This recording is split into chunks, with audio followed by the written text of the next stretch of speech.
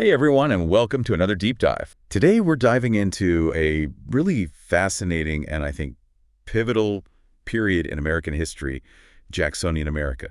It's an exciting one for sure. So we're talking the 1820s and 30s, a time when America was really trying to figure out, what it really meant to be a democracy. Right. And we're still kind of grappling with some of the same questions today, aren't we? Yeah, and as our sources show, it wasn't always a pretty picture. It's true. It was a time of enormous change. So much change. And to kind of kick things off and set the scene, let's rewind the clock back to 1829. Andrew Jackson, Old Hickory himself, Old Hickory. is about to be sworn in as president, and the energy in Washington is palpable. Yeah, you can just imagine it. So our sources describe this massive, almost chaotic scene at his inauguration. Yeah, but I mean, think about it. This is the first time someone like Jackson, a man of the people, had been elected president. Right. Not part of like the typical political elite. Exactly. So for his supporters, this was a huge victory, a sign that their voices were finally being heard. And the inauguration itself, people pouring in from all over the country. Oh, absolutely. They came from every corner of the nation. Farmers, working men, just ordinary folks who saw Jackson as one of their own. And then, the sources really capture this. Things get even wilder at the White House reception afterwards. Oh, that reception, that's legendary. I mean, talk about a party getting out of control. Oh, it was a wild one for sure. The White House was practically overrun. There were so many people eager to shake Jackson's hand, get a glimpse of their new president. Furniture was broken, china smashed. People were even climbing on the walls, trying to get a better look. It was pure mayhem. I mean, reading those accounts is like, you can practically feel the energy through the pages. It was a moment unlike any other in American history. It wasn't just a celebration, it was like a statement, right? It was a declaration. The common man had arrived. Demanding to be heard. And demanding a place at the table of power. So how do we interpret that? What's the historical significance of this kind of chaotic, raw display of I guess, democracy in action? Well, it really symbolizes the changing political landscape of America. We call this the Age of Jackson, and it's when this idea of mass politics, this broader participation in democracy really takes hold. Yeah, it's like democracy 2.0. Right. And a big part of that was the expansion of voting rights. So we're not talking about economic equality necessarily, but just who had access to the political system. Exactly. So before this period, only white men who owned property or paid a certain amount of taxes could vote. Pretty limited, huh? Extremely. But during the Jacksonian era, many states dropped those requirements. So more people could vote. Way more people. By 1840, over 80% of adult white men were voting in presidential elections, which is incredible when you think about it. I mean, that's a huge jump from just a couple of decades earlier. Yeah, in 1824 it was less than 27%. Wow. And this was also helped by the growing practice of choosing presidential electors by popular vote. Right, so instead of state legislatures choosing electors, it was the people who got to decide. So it gave ordinary citizens more direct influence, I guess, in presidential elections. Exactly. It really did democratize the process in a very significant way.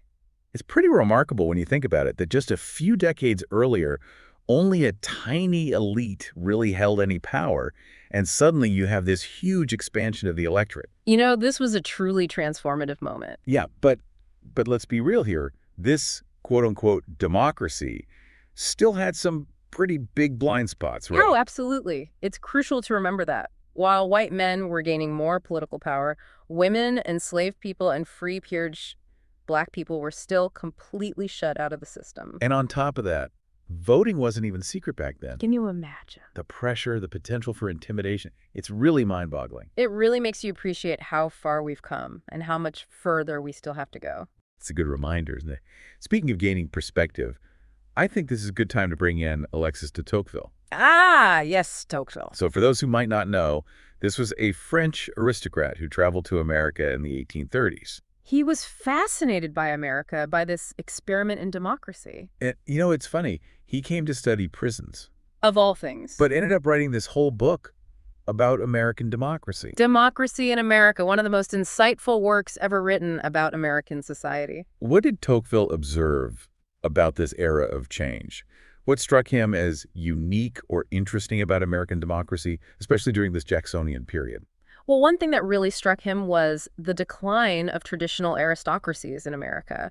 He saw how new elites were emerging, not from inherited wealth or titles, but from diverse backgrounds. So like self-made men, entrepreneurs. Exactly, driven by ambition and a desire to succeed in this rapidly changing society. So it's like this whole concept of the American dream was already taking shape, this sense that anyone, no matter where they came from, could rise to the top. Precisely.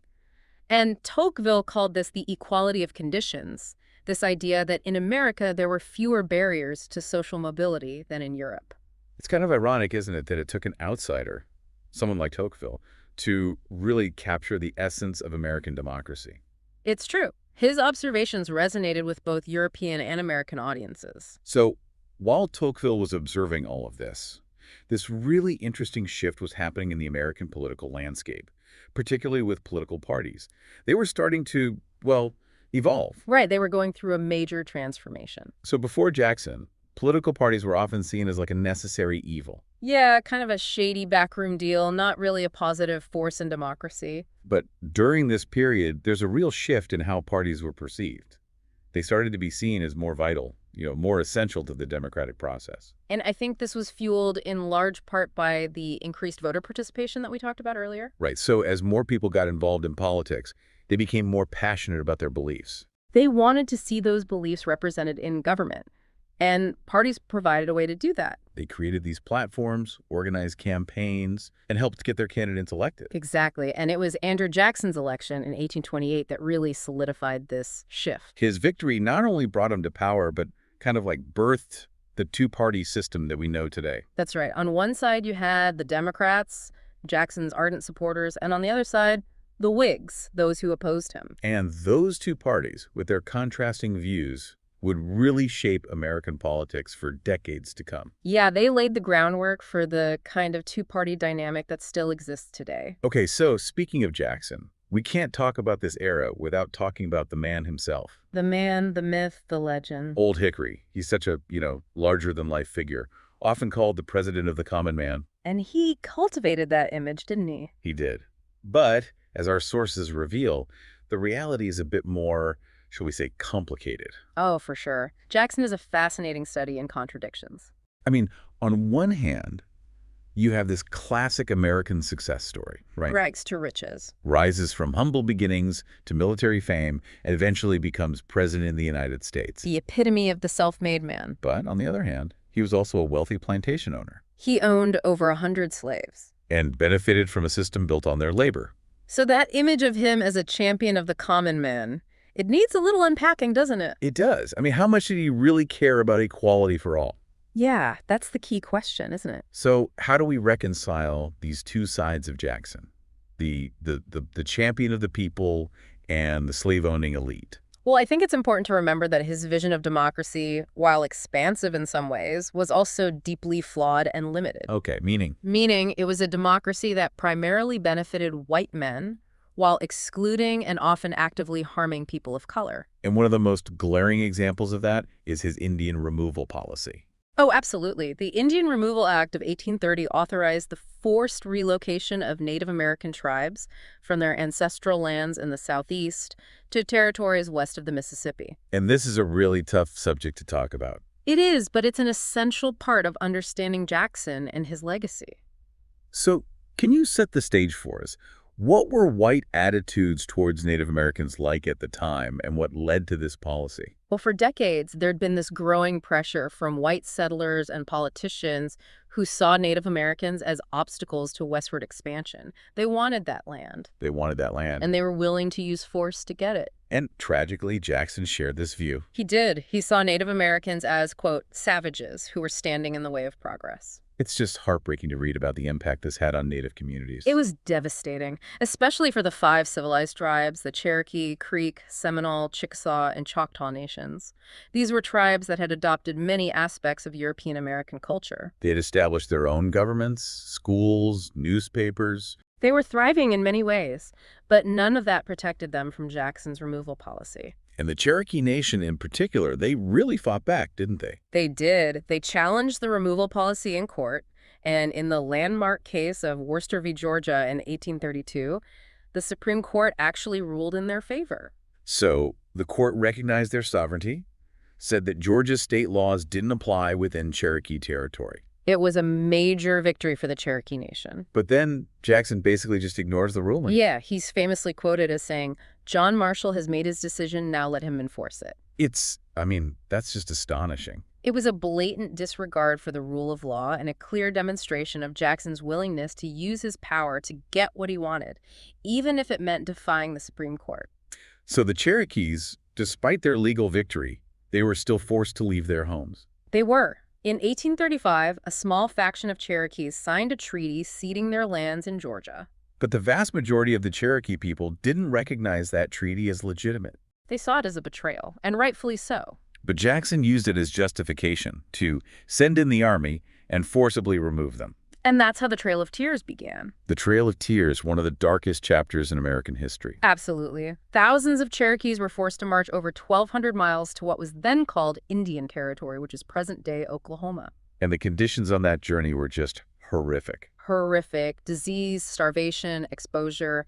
Thousands died along the way. It was a horrific tragedy. And it really casts a long shadow over Jackson's legacy, doesn't it? It does. It's a stark reminder of the human cost of his policies. Okay, so moving on. Let's dive into another one of Jackson's, I guess you could say, famous battles, one that might surprise some listeners, the Bank War. Oh, the Bank War. It's not every day you see a president declare war on a bank. That's true. Yeah. But for Jackson, the Second Bank of the United States wasn't just a financial institution. It was a symbol of everything he distrusted about the elite and their power. Okay, so help me understand this. What exactly was the Second Bank, and why did Jackson hate it so much? So the Second Bank was a national bank, chartered by Congress in 1816. It held federal deposits, issued currency, provided credit, all the things a bank does. It was meant to stabilize the economy. Right. And to some extent, it did play a role in that. But Jackson saw it as fundamentally corrupt. Corrupt in what way? He believed it favored the wealthy at the expense of the common man. He saw it as a tool of the elite to enrich themselves and maintain their power. So it represented everything he was fighting against. Exactly. He was determined to destroy it. And how did he go about doing that? How do you kill a bank? Well, in 1832, when the bank's charter came up for renewal, Jackson vetoed the bill. Which was a pretty bold move. It was a declaration of war, basically. And it set the stage for a showdown with Nicholas Biddle, the bank's president. And Biddle was no pushover, was he? Oh, not at all. He was a brilliant financier who truly believed the bank was essential for the nation's economic well-being. And he fought back. Hard. How so? He called in loans and raised interest rates, hoping to create an economic crisis that would force Jackson to back down. So he basically tried to cause a recession to prove his point. It was a gamble, a high-stakes one. Did it work? It backfired. Spectacularly. Oh, how so? While Biddle's actions did cause a brief economic downturn, they mainly hurt ordinary Americans. The very people Jackson claimed to represent. Exactly. And Yeah. that played right into Jackson's hands. It fueled his argument that the bank was a heartless institution that cared more about profits than people. So, in the end, the bank's charter expired in 1836, and Jackson had won. He had slain the beast. But this victory didn't come without consequences, did it? Not at all. The removal of the bank, along with other factors, contributed to the Panic of 1837. That was a major economic crisis. It devastated the country. Banks failed, businesses collapsed, unemployment soared. It was a disaster. So, Jackson's war on the bank might have been a political win. But it was an economic catastrophe for many Americans. Okay, so we've talked about the legacy of Jackson's battles with the bank, but there was another major conflict that really tested the limits of federal power during his presidency. Oh, yeah, the nullification crisis. That sounds pretty serious. It was. It almost led to a showdown between Jackson and the state of South Carolina. A showdown.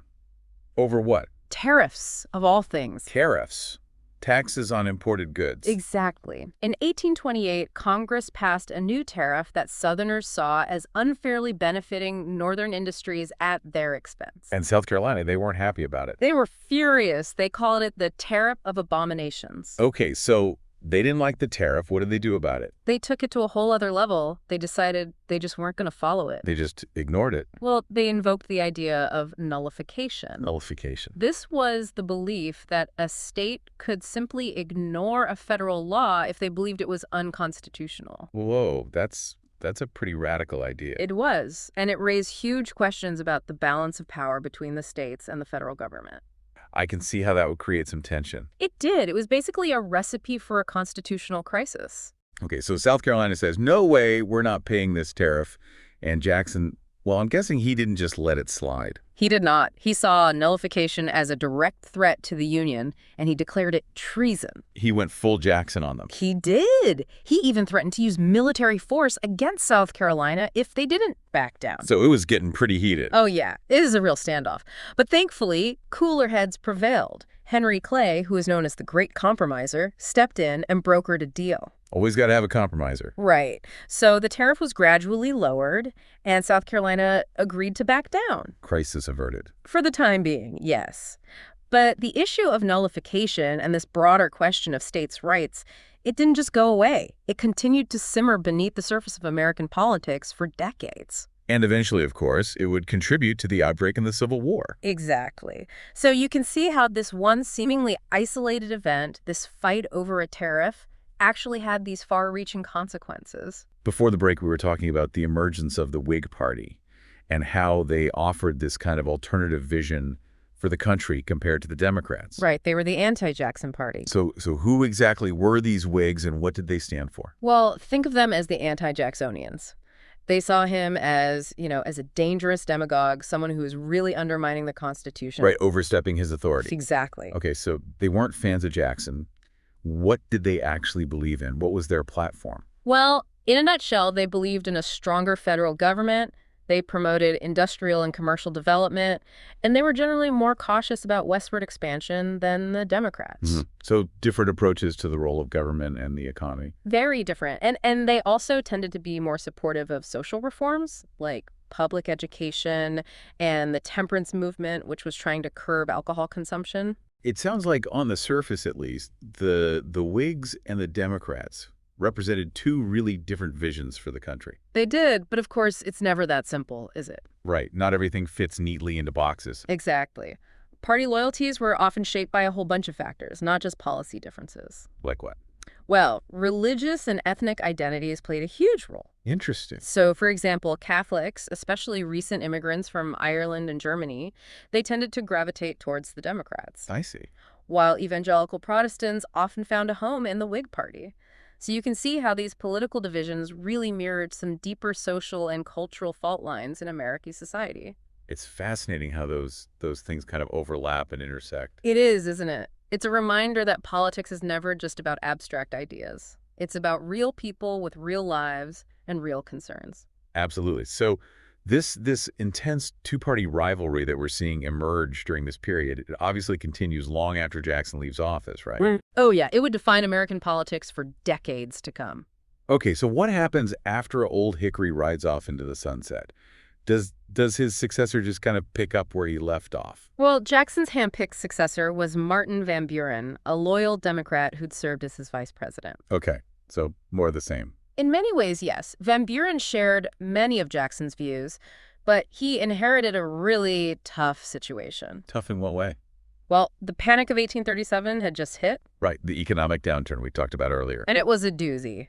Banks failing, businesses collapsing, unemployment soaring. It was a real mess. So not exactly an easy start to his presidency. Not at all. He tried a bunch of different things to address the crisis, but his efforts were largely seen as ineffective. So not quite the same magic touch as Old Hickory. Not quite. But there was one lasting consequence of Jackson's war on the bank that actually came to fruition under Van Buren. And what was that? The independent treasury system. Ah, yes. Remind me what that was all about. So the basic idea was to separate government funds from private banks. Instead of keeping government money in these banks, they'd be placed in an independent treasury and sub-treasuries across the country. Why was that seen as a good thing?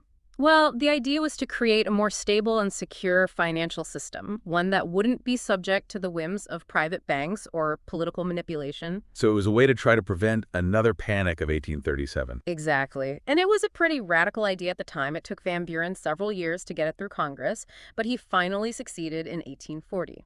And this independent treasury system, it actually had a lasting impact, didn't it? It did. It shaped the future of American finance in pretty profound ways.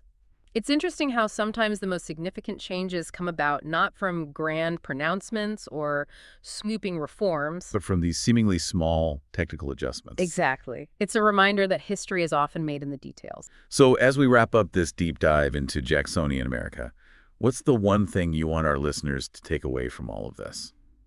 That's a tough one, but I think if I had to choose, it would be this. The Jacksonian era was a time of both great promise and great peril.